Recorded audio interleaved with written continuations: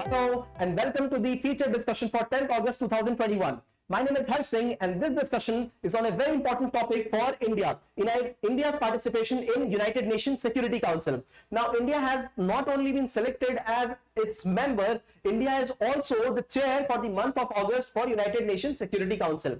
Now, this is an important body, an important organ of United Nations, which is indulged in three important activities. One, peacekeeping around the world. Second, having sanctions on countries which are not adherent to United Nations and peacekeeping principles. So sanctions on important nations, etc. And the third one is having military action in case there is contingent demand, right? So these are the important activities of United Nations Security Council. There are 5 permanent members and there are 10 impermanent members who are selected for 2 years. India has also been selected as its member, and on a rotating basis, these 10 countries will be participating as the chair. So India will be chair for this United Nations Security Council twice in its term, one right now in August and the second one next year, right? Now this selection is on a criteria, right? Now this criteria is selected through the basis of regional basis. So this is the criteria. Non-permanent members, these 10 members have to be selected from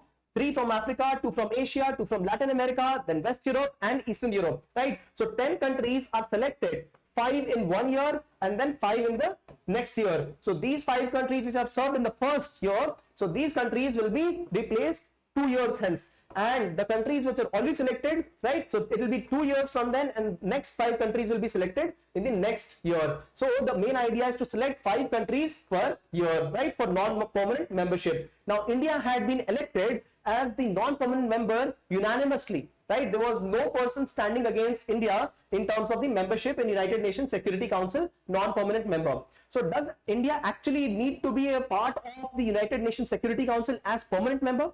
Does India deserve a seat? Right. We will discuss that very shortly. Before that, United Nations Security Council has got its important agenda of meetings.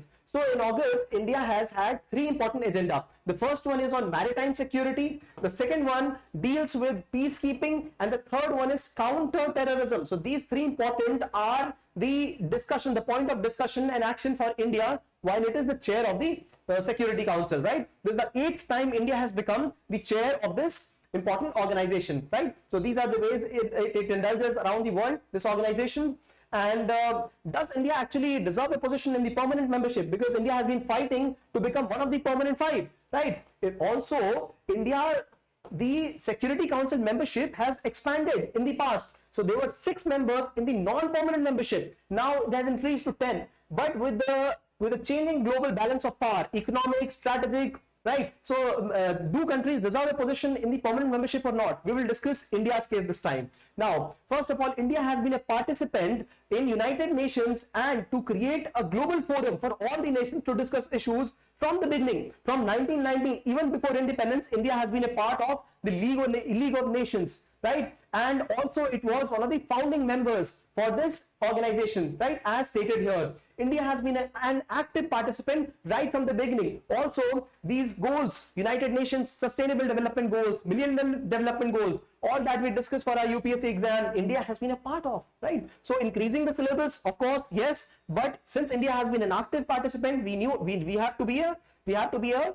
global voice in all these affairs. So this is one important thing, right? India has always supported reform in United Nations. So India needs to be a part of the reformative agenda. For example, G77. Now, this was the non-aligned group of countries, non-aligned. So they were not aligned with USA. They were not aligned with the USSR of those times. They had their own grouping of G77. Now this G77 countries have expanded to 134 countries around the world. It was established in 1969. The main agenda was to have a say, a voting power in the United Nations in international forums, right? So India was one of the leaders, right? India was also one of the important peacekeepers, right? With maximum contributions from its own forces for peacekeeping around the world. So India has been a participant for United Nations, right?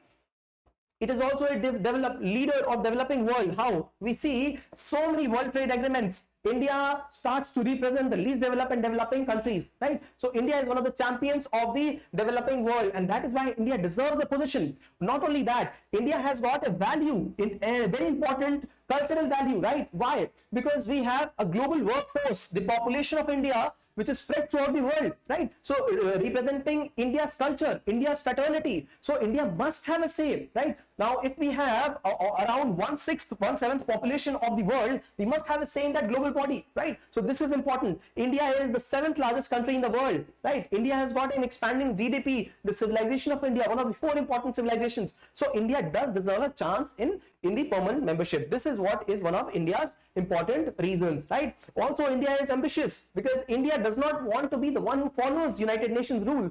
India also wants to create rules, right? So that the developing world also is represented through the eyes of one who is developing, right? Not only from the eyes of the developed world, right?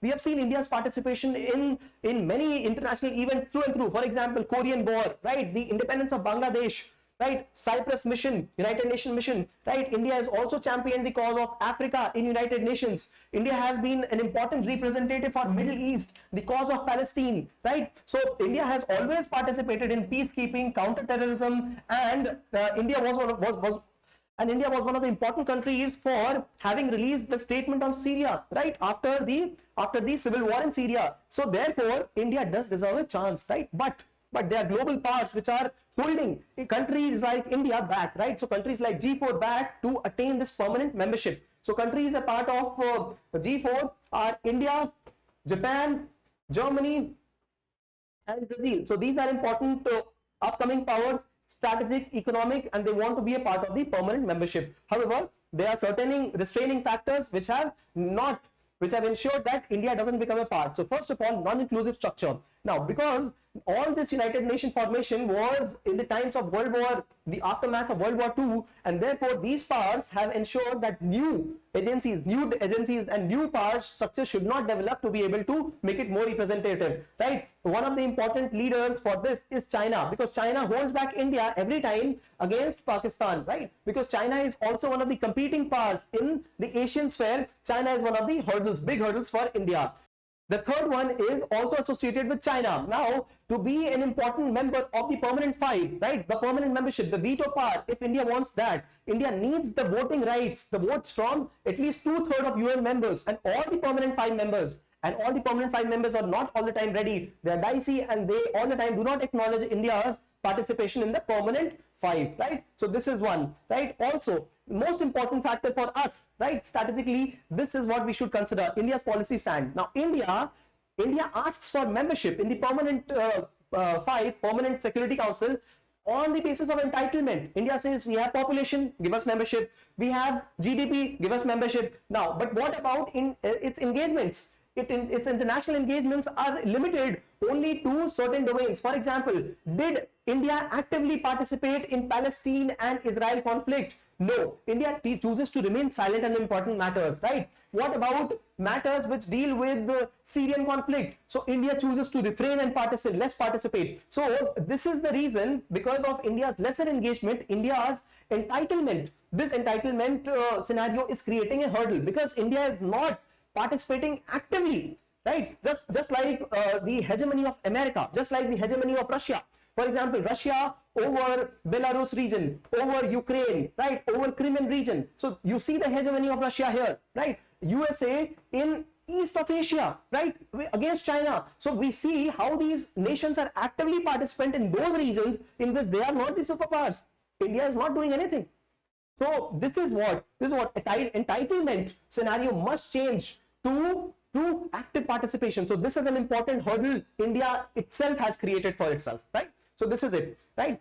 So what should India do in a situation like this? First of all, India must have a revisionist integration, right? Integration in which India ensures participation of all the stakeholders. So maximizing its support and minimizing the resistance from the countries. So participation in G77, NAM, participation in SCO, participation in IPSA, BRICS. This is where India must showcase its important stand, right? So India must ensure that P5 be important members who are supporting India in its own endeavors. For example, the nuclear deal was a very glimmering example of this, right? India ensured that India get the waiver from the nuclear supplier group so that it starts its own nuclear program, right? Civil nuclear program. So India has not signed NPT and CTBT because of discriminatory policies. However, India still has got a global clout, right? So India has got its own influence with the NSC. So India must keep participating in the global membership, right? So membership of these G4 is an important forum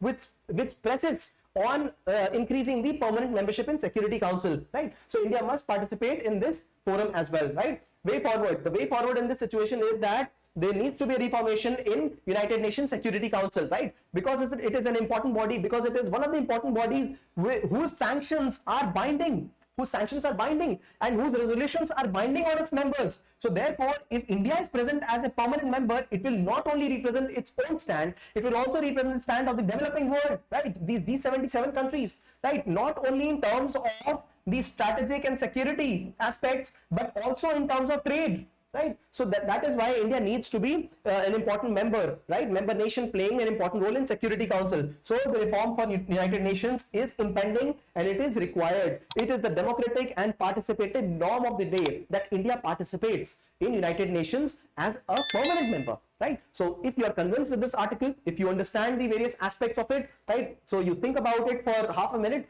and after that try to attend this question. Discuss the reasons why India deserves a permanent seat in United Nations Security Council. What are the hurdles for India in achieving this goal? So thank you for participating in the discussion.